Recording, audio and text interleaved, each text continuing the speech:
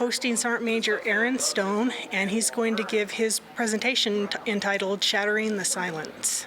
Nothing inappropriate ever happened. He sat in his chair, I sat in mine, and we talked. Sometimes I go to his little back room. He wasn't married at the time. Actually, he wasn't married at all, ever.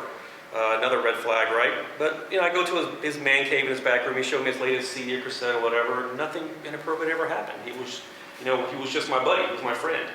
And fast forward now to August of 92, 24 August 92 to be exact. Being 15 at the time, I rode my bike everywhere. And that morning, I rode my bike to his house, probably about 15 minutes away from mine, like I've done 50 times before the previous year. And that morning, I don't know if it was something that he planned or just an opportunity that he saw and took, but he raped me.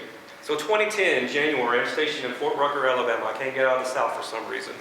Of course, by then I already been in Iraq, Afghanistan, Bosnia, Korea, Honduras. I've had a pretty awesome career up until that point.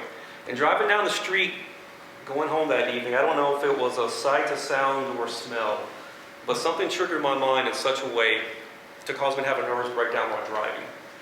I pulled over. My body said, "You can't do this anymore." I started shaking uncontrollably. I started to cry. I told my wife on the phone, "I can't do this anymore." And I told her what happened to me that day. That next morning, enrolled into an inpatient behavioral health facility.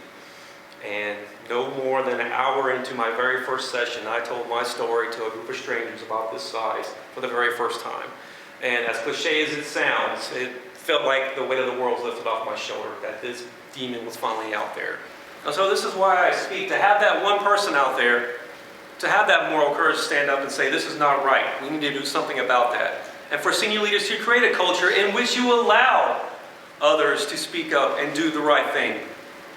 And I can't imagine how draining it will be over the next 2 days as you continue to bring up these events. But again, I think your story is very powerful.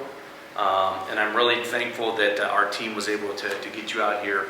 Right, as General Hale mentions, right, SAPM is a known month. It's a month of April. But sexual assault awareness and prevention is an everyday thing, right? Because we all have a role in talking to our teammates, in making sure that we do what we can to prevent someone else from having to go through what you went through.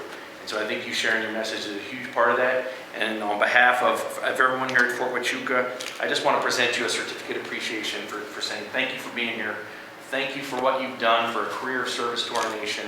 And thank you for continuing to give to us, even as you get close to retirement, because your message here and what you'll do and those that you'll touch over the next 2 days and beyond is hugely powerful. So thank you, Sergeant Major.